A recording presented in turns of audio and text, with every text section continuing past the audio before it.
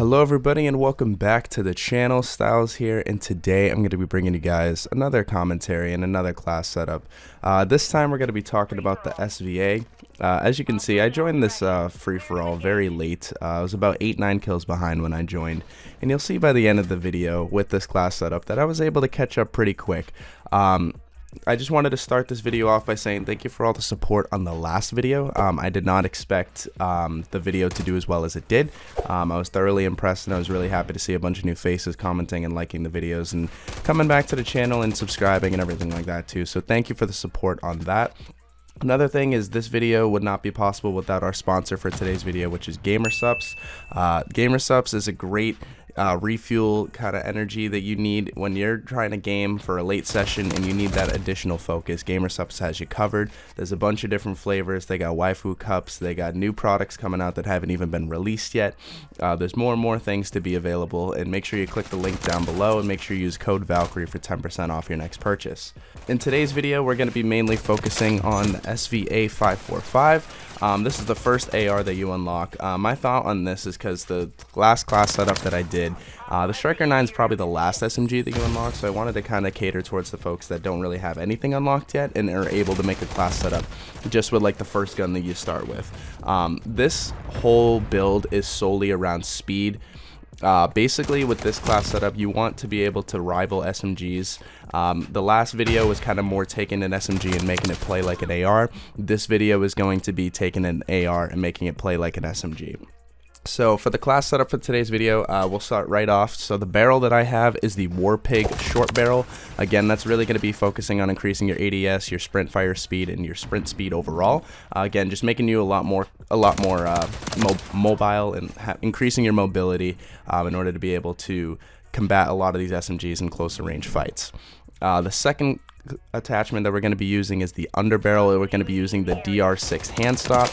Again, kind of similar to the regular barrel, we're going to be increasing aim walk speed, ADS speed, movement speed, as well as sprint fire speed. That's a huge one, especially when you need to be able to ADS as fast as possible after sprinting or after tack sprinting, to be able to get your gun out faster than your opponent. For an optic, it's pretty self-explanatory. It's the Mark III reflector. You're going to see a pattern in a lot of these class setups that I'm going to do. I think the Mark III reflector overall is probably the best sights in the game. I really just like that it doesn't have the box on the top, because I feel that some of the other sights, when it has the box over the top, it makes it harder to see enemies, and it usually blocks your vision a bit. If you remember, I believe it was MW3 that had the ELO sight. That was one of my favorite sights in the game, as well as I melee that guy. So you don't necessarily always need to use the gun if you're able to out melee somebody. But I definitely remember the ELO sight, and it had a similar look to it. That's probably why I fell in love with the Mark III reflector, probably for a similar reason here. Moving on, so the last two attachments are going to be the stock and grip. For the stock, we're using the MWIII R11 stock. This is where we're going to be focusing a little bit more on stability. This helps gun recoil. It's going to help movement speed and sprint speed as well.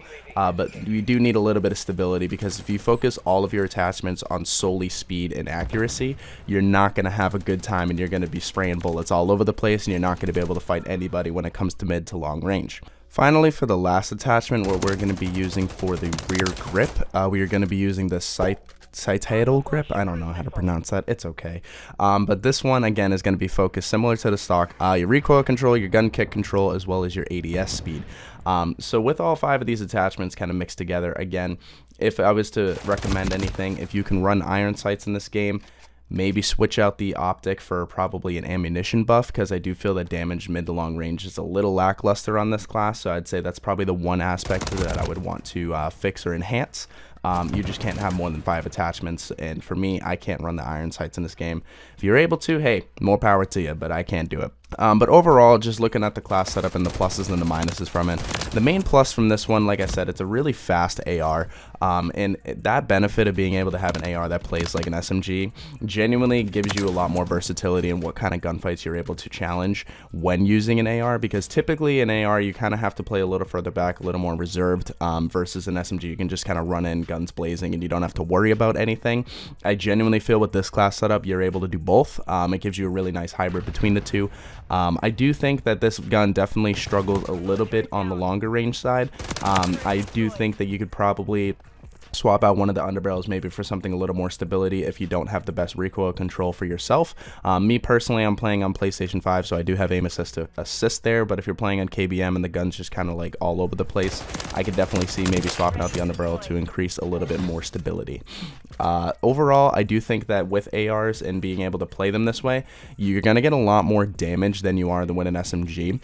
SMGs are great up close and things like Shipment, Rust, and Meat, but when you start playing a map like High Rise or Terminal even, you start to notice that the SMG falls off, and it's really hard to be able to combat other ARs that you might be going up against. But since at the end of the day this gun is an AR, it might not actually play like one, but since it is, you'll be able to actually challenge folks in the medium to long range as well, and not necessarily have as much damage fall off.